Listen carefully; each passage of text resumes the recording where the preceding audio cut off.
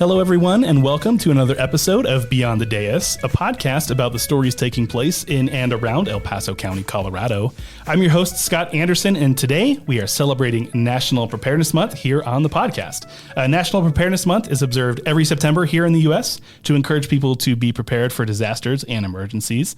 The focus is on making sure people and communities have emergency plans and kits in place in the event disaster strikes. Thankfully, I'm joined today by two people who are far more expert on these things than I am. First off, we're going to have our Deputy Director for the Pikes Peak Regional Office of Emergency Management, Meredith Nichols, and the Public Information Manager for the El Paso Teller County 911 Authority, Ben Bills. That was a mouthful, so let's get to you guys. How are you doing today? Doing good, thanks. Yep. Good. Well, thank you for being here today. I really appreciate it. I'm really interested to pick your brains and see what people need to know about emergency management and being prepared here in the region. There's a lot for us to be thinking about when it comes to preparedness. So I really think I picked the right people to be in the room with me today. I'm really excited for the conversation. You look less excited for the conversation, Meredith, but I promise it's not going to be that bad. No, we're excited to be here. But before we get started, I want to quickly add that if listeners are interested in more stories about people doing good in and around El Paso County, or hearing from county leadership about local government priorities and how they operate, you can find additional episodes of this podcast on your podcast platform of choice. But to get started today, we're gonna go softball first, and then we're gonna get into the really hard stuff. So I want each of you to give a little bit of background about yourself. Tell us how you kind of rose up through the ranks and how you ended up here where you are today. Meredith, let's start with you on that one. Yeah, so I have an undergrad in global community development through Union Adventist University in Lincoln, Nebraska. And then I actually took a gap year during my studies and lived and worked in Kep, Cambodia for a year and was a project manager for a nonprofit there, working on community development process and some projects there. And we're able to help build a eco-friendly, self-sustaining farm there and working kind of building up that foundation. And so once I was there, I really loved working with people, building something to make people's lives better.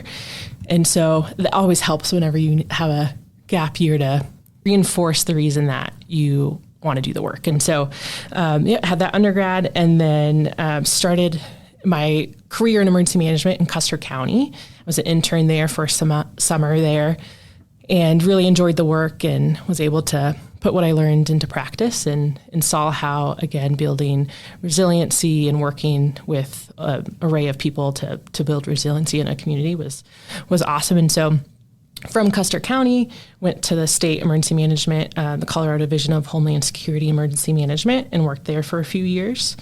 And I was the central area field manager for DHSEM for a few years and worked really closely with El Paso County and a few other counties in the region and really got to work close with PPROEM in the office here and really got to see how the great work that PPROEM was doing had a great impact into our community. And so in December of 2023, started working with the county as the deputy director position and have loved it, working with a diverse group of people in a large region, in the Pikes Peak region, to really build resilience and preparedness and help ensure that not only our community, but also our first responder agencies have what they need to be able to prepare and respond to that big day, disaster day, emergencies. Yeah. I am not a local to Colorado, so when you say Custer County, I have no idea where you're talking about. Where is Custer County? West Cliff area. It's south, Sangre de Cristo mountain range. Beautiful. Always a good drive. So highly recommend. Yeah. Very nice. Yeah. Very good. Okay. Then Ben, on to you. How did you get to where you are today? Give us a little bit of that background. Well, this is my 25th year working in the 911 profession. Prior to that, I did some work in restaurants when I was a kid. As you can tell from my youthful exuberance, you could probably think, how possibly could he have 25 years in 911 already? But I was working in restaurants out of high school, and the job just appeared in the newspaper. There we go, dating ourselves. And it was looking for dispatchers to work at the El Paso County Sheriff's Office, and I applied and got that position, and that I really fell in love with working with the community, answering 911 calls, and then serving as a 911 dispatcher by sending police, fire, and medical responses to emergencies. Part of my time there, I was also the training coordinator. So all the new hires that came in as brand new dispatchers, I laid the foundation for their education in dispatch before they were released, and worked with trainers on the floor to learn the job of 911. And then while at the sheriff's office, I was also part of their public education team, or their 911 education team. And as staffing allows, of course, they let us go out and speak with the public and set up displays where people could ask questions. And it was really great to talk to the community about the career of 911 and answer any questions they may have on what to expect when they call 911. I liked it so much that when I found out that the El Paso Teller County 911 Authority had a position open as a public educator, I thought that's the job for me. So in 2008, I transitioned over there and have grown the programs there to reach out into the elementary schools. We do a lot of work with the public safety agencies, police and fire departments, educating communities at town hall events on preparedness, the wildfire danger, and the importance of alerts. But I've been doing that since 2008, and I've grown it to a team of 3 people that go out there. We have a pretty heavy presence in the elementary schools. There's 160 some odd schools out there, and we were able to reach about 11,000 kiddos last year, almost 12,000, about 60 some odd % of our schools. So I do a lot of work with the media, should they have questions about the 911 system itself or emergency alerts. But really my background all stems back from the sheriff's office, starting at the bottom as a dispatcher and moving forward through the training aspect of it, and then where I'm at today, providing community outreach and educating the community on 911 and the services that we provide. That's awesome. I love hearing when someone finds like that passionate thing that they really enjoy doing and they just are able to stick with it the whole time. Not super common a lot these days, I don't think. So that's really cool to hear that story. Again, this will be for both of you, but Ben, we can start with you. How did those roles that you had before your current one kind of help inform you in the role that you have now? And you can maybe talk a little bit more about some of those responsibilities you have. So definitely 911 as a dispatcher definitely laid the foundation to get the knowledge base of what we need to know to educate the community on the importance of what we expect when they have to pick up the phone and call 911 for any sort of situation. Just having that background knowledge of processing calls and dealing with the community on some of their worst experiences laid the foundation for that. I was also a user of all the systems that we promote for people to register for, like peak alerts for alert and warning to get emergency notifications to your phone. And then the training aspect, it just laid the foundation of the passion that I have for teaching people, educating both children and adults on the appropriate use of 911 and the importance of emergency alerts and warning. Awesome. And then Meredith, how about you? I mean, you had a lot of emergency management experience before coming here to El Paso County. How did those different stops kind of help prepare you for the role you're in now? Yeah, great question. So my time at the state, I was able to respond and help a lot of different communities throughout the state of Colorado in really large scale disasters. And so worked and supported the large COVID testing sites and vaccine sites in Pueblo and in Denver. And then also worked with Grand County during the East Troublesome Fire. It was one of the largest counties in Colorado. That rank is always moving as wildfires get worse throughout there's no longer a fire season, right? And so, but worked with Grand County and East Troublesome Fire. So really building that great foundation in how to manage and manage disasters and bring the right people together, especially in communities that are unfamiliar with really large scale disasters, and how to operate within an emergency coordination center or operations center. And so really working to build that. My time in Custer County, I had to get really creative because we had really limited staff. And so really relying on the community, volunteers, but also getting really creative in how we can meet the needs of the community with really limited staff where everyone's wearing 5 hats.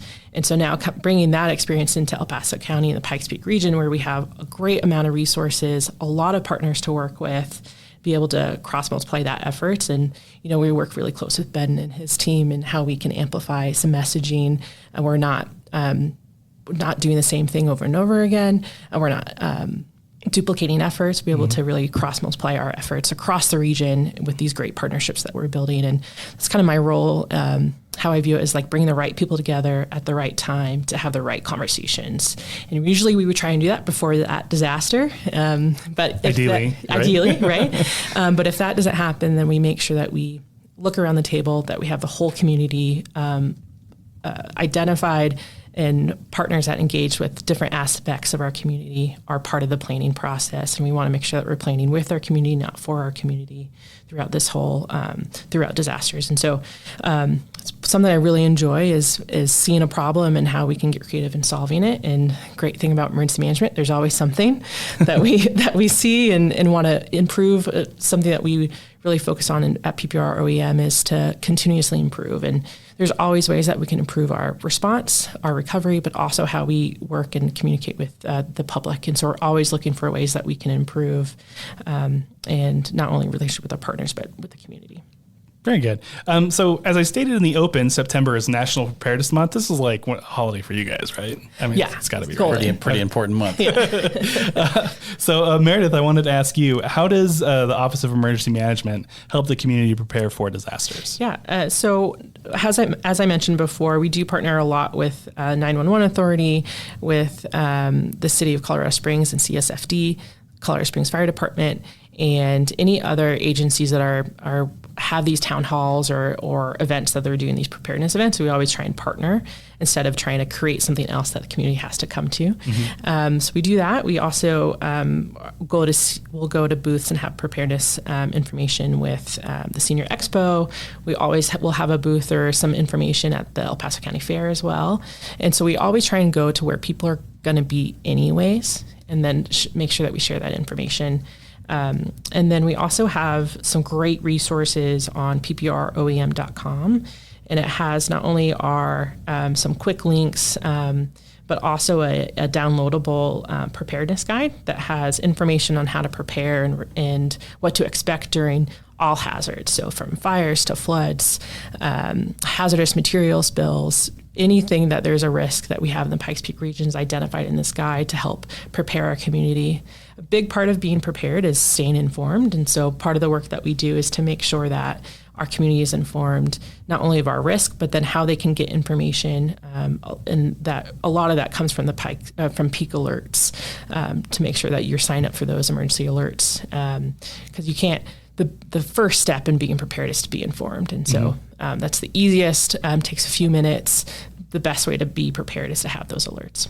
No, that's great. And it's like you knew where I was going. Segues immediately over into the question I was going to ask Ben next. So yeah, again, being prepared is being informed. So how does the 911 Authority help the residents be informed when there are emergencies like that? So we use a couple different tactics. Of course, talking about peak alerts, the importance of getting signed up to receive emergency alerts in the method that you want to receive them, by phone, text, or email, by signing up at peakalerts.org. But we do a significant amount of work in the schools, leave information with almost every school we come in contact with. We partner with the Office of Emergency Management and the other public safety agencies in the El Paso and Teller County region to set up booths and displays at significant community events where they've got great turnouts to still push that information out in the hopes that we can either get them signed up or get the information to get them signed up, or we're there on hand to help people that may need assistance with it, just because there is the internet component and the technical component of creating an account. But we try to partner with as many people as possible, and then on top of that, to be a force multiplier, we produce several public service announcements in various methods to push it out throughout the community, so it can be seen on TV, or it could be heard on the radio, or trying to think movie theaters, grocery carts. We've done billboards, things like that, just to kind of keep that information out in the forefront. The Colorado Springs Airport is a great example of that. Just as visitors and residents here arriving at our home airport here, they can see peak alerts on a giant 12 by I don't know how many feet display right by baggage claim as they're exiting, and maybe kind of keep that out there all the time so they can say, oh, I need to take care of that. I need to take 2 minutes and sign up to make sure that I can get alerts in an emergency. So when people sign up for peak alerts, how are they, how are they notified? I know you said that they can be, through text or through email or phone calls, but I guess how does peak alerts know where you are? Is it based on where your phone is? Is it based on like where you sign up? How does it manage that? So glad we're having this conversation and a captive audience with this microphone right here. So there is no perfect way to just acquire every phone number out there in our community and get it put into one solid database. And why that is the way it is because there's been a huge transition from landlines to cell phones. I estimate there's probably 4 cell phones to every landline out there. So we used to be able to buy a landline database, put it in the software, and then boom, you had contact information for everybody. But with people now having cell phones, we require them to register at peakalerts.org, and they can pick the methods they want to be notified in what order. So they can pick a phone call, they can pick a text message, they can pick an email, and then they also pick up to 5 locations that they care about the most, or maybe they spend the most time to get those alerts. They're just not a broad county or citywide alert. They only go to the areas where are impacted by the emergency first, right? So that if you put in your home address, your kid's school, where you work, maybe you go to church every Sunday and Wednesday, you might want to add that address. And if any of those locations are impacted by an alert, then you'll get that alert to the device of your choice. Very good. And yeah, I think that's important for people to know because when I was first learning about peak alerts, I was just like, oh, it goes out to the whole region at once, right? And well, it doesn't make sense to do maybe a shelter in place alert when it's in a very small, part of the city that, you could be 20 miles away from, if you're in the county and, it's not over there. So, you don't want to get people information that is not relevant to them, especially with emergencies, because then I could see how people might just kind of tune it out, be like, oh, it's just another one of those things. It's not going to apply to me. Right. So it makes sense thinking about it that way of like, oh yeah, like let me think about the addresses that are important to me. Yeah, my home, my kid's school, my work, and sure, and go from there. That makes a lot of sense. And the other part too is, too many of them, it just becomes noise because you don't know that it's pertinent to you. But also there's other components of if you just blast something out that's in such a large area, let's say we're trying to evacuate. That's a lot of cars on the road at once that may not need to be out there all at one time. Maybe just take the people that are impacted right now that have to go, and then the powers out there in the first responder world that get to make the determination on trigger points on who gets notified next because they have the firsthand information about the emergency and maybe which direction, if it's a fire where it's moving, they'll have trigger points to set those alerts so people can move in an organized fashion. So that's the kind of reason behind it.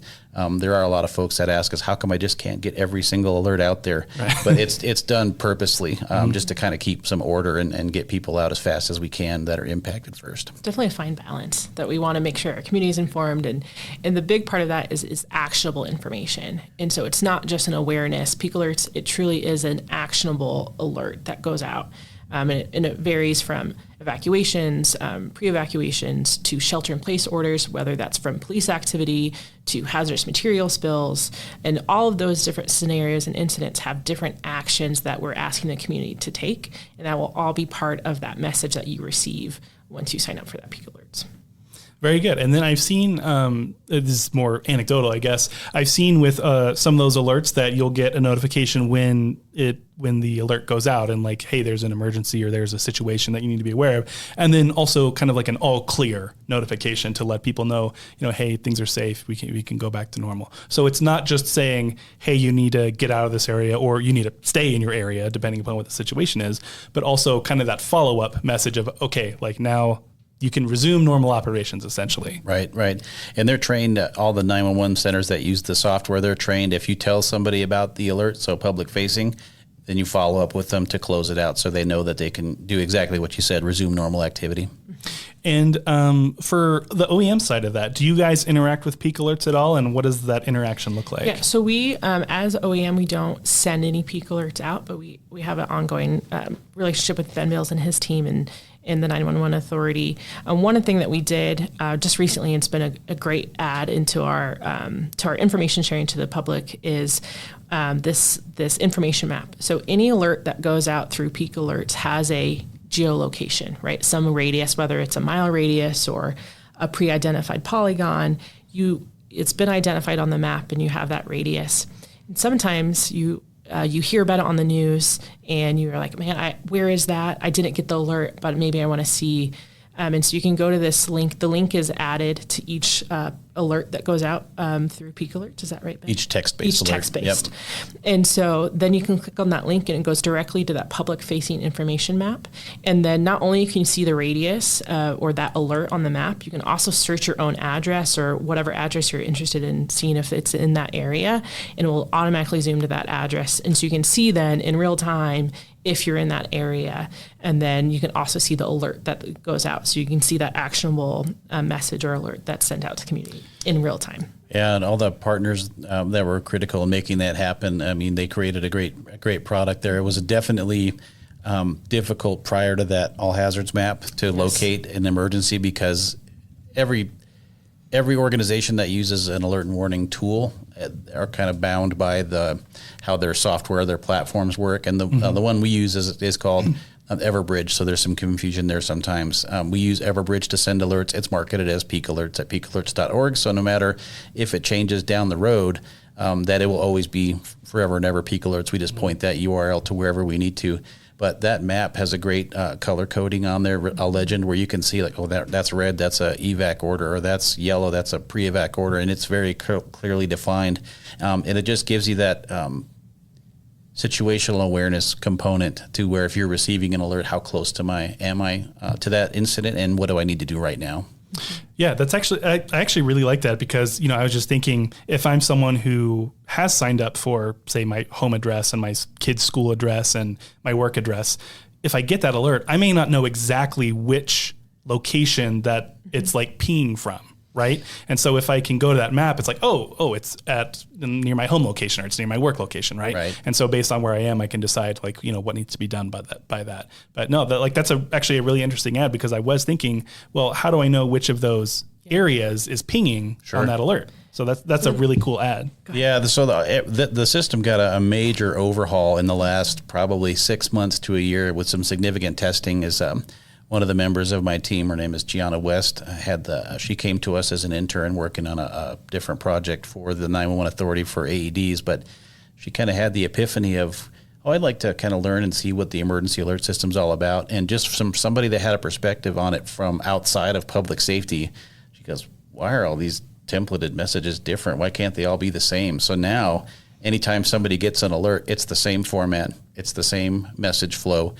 Every actionable word is all capitalized. The link for more information for the map is in the same position. So that way the public can get used to seeing information in the same format, and they kind of know what to expect, or they know where to navigate within the message to get information, what they need to know that's critical. Mm-hmm. So she's been pretty instrumental in that. I was going to say, that's a really nice ad. You got to keep her around. Yeah, we don't plan on parting ways with her anytime soon. Awesome. So while it might be hard to believe, we're actually quickly approaching snow season here in El Paso County. We're like literally outside of this amazing view of Pikes Peak right now. Like I can see out the window, and it's like, oh wow, it looks beautiful. It's a really nice day. But yeah, as we know, snow is right around the corner pretty much at all times of the year. But as we are thinking about that, what are some useful tips for things listeners should know about that winter weather preparedness? Yeah, it's hard to believe it's September and then also coming up. Yeah. I don't know where it went. So yeah, as winter approaches, it's always a good idea to kind of take inventory of your car emergency kit.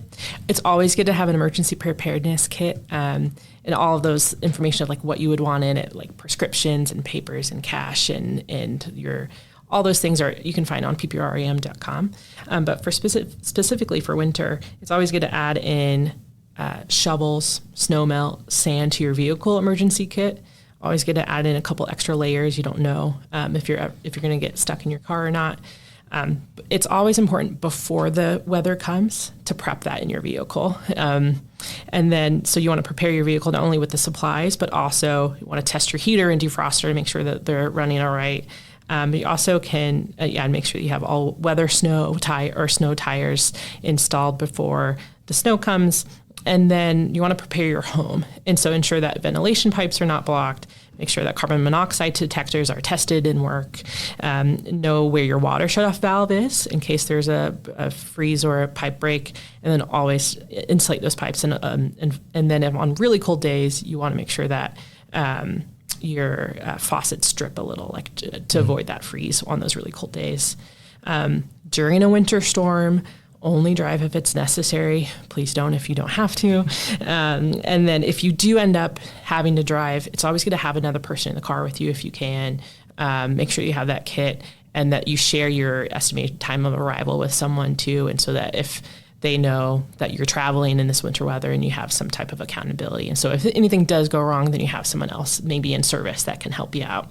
It's always good to keep that emergency kit updated for each season that we go into, and you want to take inventory of that before we get into it, because that winter one will look different than your summer and wildfire. And so it's always good to take, as the weather changes and seasons changes, to take a look at that.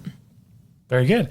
And then we've kind of indirectly talked about it a little bit, but Ben, I was wondering if you can let people know how they can sign up for peak alerts and what kind of alerts they can expect to receive exactly. Can I add just a little bit to what absolutely. Meredith just talked about? So from the 911 side for preparedness in the winter months, I'll touch on peak alerts first. When you sign up, you can do it at peakalerts.org. It's just a simple form. It takes about 3 minutes to fill out, and just add your locations that you care about and then the ways you want to be contacted. During that process, you do have the option to sign up for weather alerts. Those are all automated through the weather service, so you'll get those delivered via a text or an email. But at least you'll be able to know when a storm is approaching and it impacts the area that you have registered. So there's step number one. In regards to the 911 side, that's the communication receiving it about an emergency. But let's say you had to contact 911. I would say keep a phone charger and a battery backup in your car should you become stranded. But of course, please don't drive if you don't have to. I would also keep a list of numbers that you would need to repair your house in the event a pipe freezes and breaks, or your furnace stops working, or the power goes out. Because although that's an emergency to you, if people call 911 for things like that, then they just inundate the 911 system, and it becomes very unmanageable very quickly when you just constantly 911 calls ringing, and it takes people longer to get those calls answered. So make sure 911's only for emergencies, for that immediate life threat. For the example of a power outage, if you've got somebody power dependent on medical equipment, by all means, you can make that call then, but please try to reserve 911 for emergencies only. I also wanted to just touch on the text to 911 component, because there have been significant weather incidents here where maybe communications are degraded because of just the weather itself, and you can't get a phone call out. You can text 911 in El Paso and Teller County. So should you need to reach 911 or emergency services quickly and you cannot make a phone call, you can just text 911. So you put the number 911 in that to field, and that first text should be your location and then whatever the emergency is that you have. So it's important to know how to both get information in an emergency and how do you contact emergency services should you need to get police, fire, or medical response. I had no idea that you could text 911. The more you know. That's amazing. Yeah, since 2016 it went live, so it's been out there for a little while. Where have I been? Holy smokes. Yep.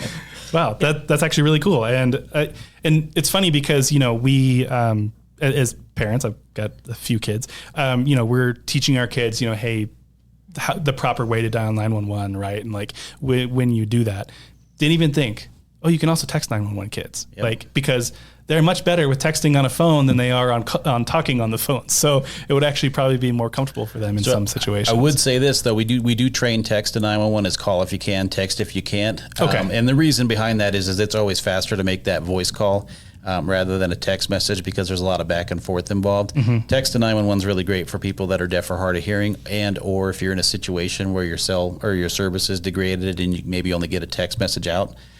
Or if you're in a situation where it's dangerous to talk. Yeah. But yeah, that phone call is always quicker. You're absolutely right. We see a lot of kids that ask us about, can I text 911? Although it's probably the method of choice for the younger generation, it's not the most ideal way if you can make a phone call. Sure. No, that's all really good information to know. Again, I had no idea that was even a thing. So from the OEM side, and I know you've talked about a little bit of this, but just kind of wanted to be more direct with it. How can residents stay informed about what the Office of Emergency Management is doing? Yeah, we are a busy office, that's for sure. And so preparedness is just part of what we do.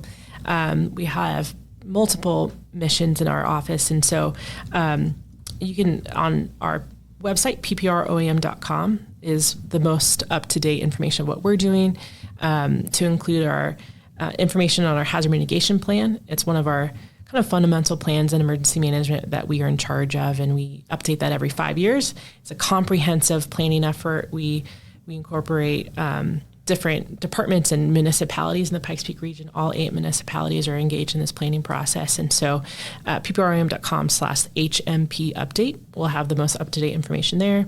Also on that website, again, you can see that downloadable preparedness guide. And that also is a Spanish translation on their website as well. And so I want to make sure the community knows that. And then it has, again, all the information about how to prepare the different hazards and risks that we have within the Pikes Peak region, and then how to prepare yourself for those individual risks.